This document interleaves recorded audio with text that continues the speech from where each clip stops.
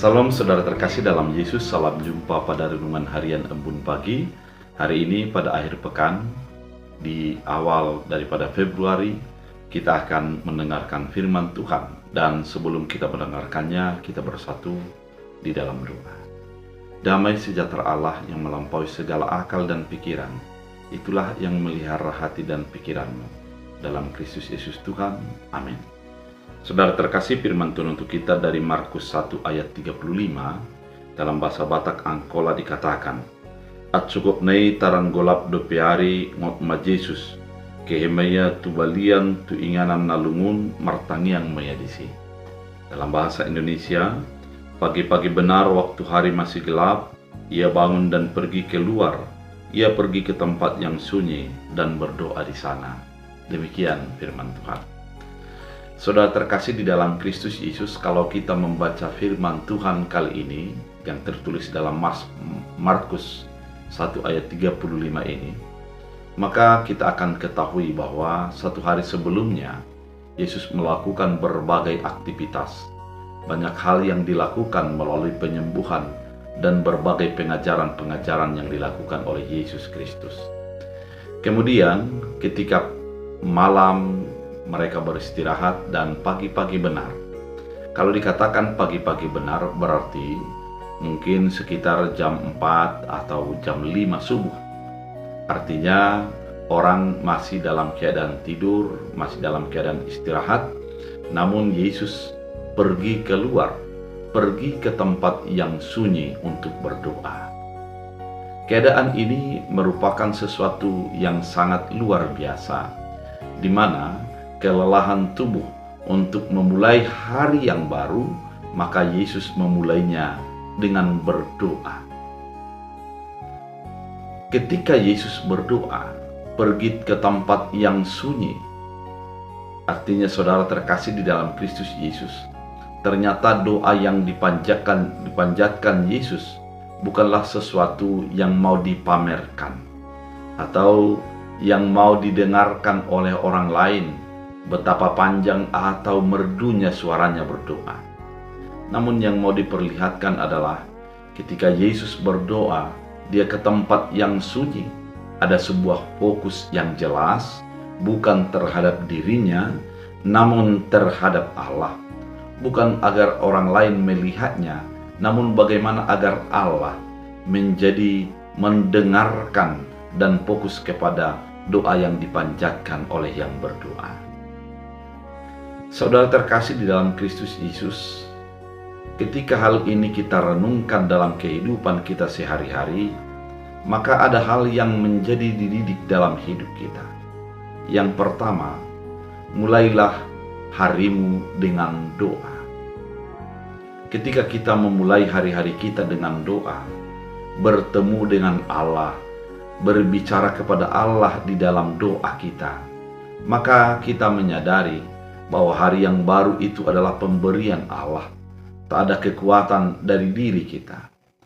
Kemudian hari yang akan kita jalani, banyak hal yang tidak kita pahami, kita tidak mengerti, dan banyak hal yang bisa datang kepada kita untuk menjadikan kita celaka atau menjadikan sesuatu yang menyusahkan dalam hati, pikiran, dan tubuh kita. Oleh karena itu penyerahan diri kepada Allah agar Tuhan menuntun dengan roh-Nya dan memberikan kita kekuatan dalam menjalani hari-hari kita. Itulah ketika kita berdoa pada pagi hari. Ketika kita berdoa, kita masuk ke dalam sesuatu yang teduh, yang sunyi, di mana kita berinteraksi dengan Allah dan hanya Allah lah menjadi tumpuan dan tujuan hidup kita. Saudara terkasih di dalam Kristus Yesus, ketika kita melakukannya, maka di dalam doa kita memang hanya menyerahkan diri kepada Allah, dan Allah lah yang memberikan tuntunan dan jalan keluar atas segala apa yang kita harapkan.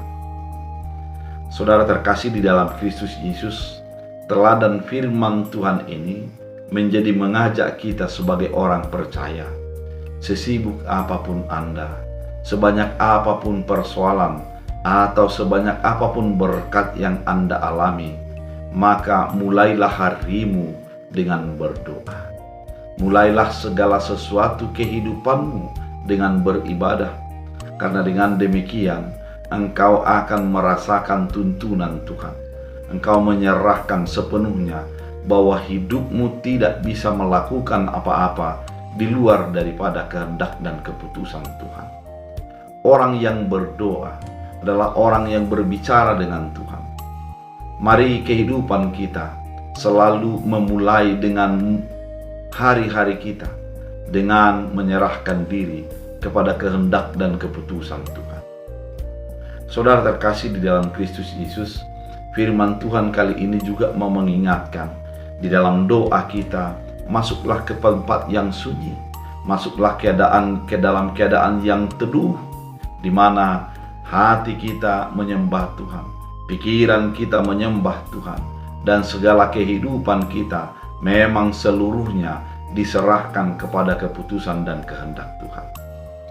Saudara terkasih di dalam Kristus Yesus, ke tempat yang sunyi untuk berdoa di sana, artinya Yesus tidak mau menampakkan diri di dalam kesalehan yang dilihat oleh orang lain. Namun Yesus mau menginginkan agar Tuhan Allah Bapanya itu menjadi tempat untuk mencurahkan isi hatinya secara intim, memahami dan mengerti atas kehendaknya. Demikianlah kehidupan kita sebagai orang percaya adalah menjadi menyerahkan sepenuhnya kepada kehendak dan keputusan Tuhan. Memberikan pikiran kita, perasaan kita, kehendak dan keinginan kita kepada keputusan-keputusan Tuhan.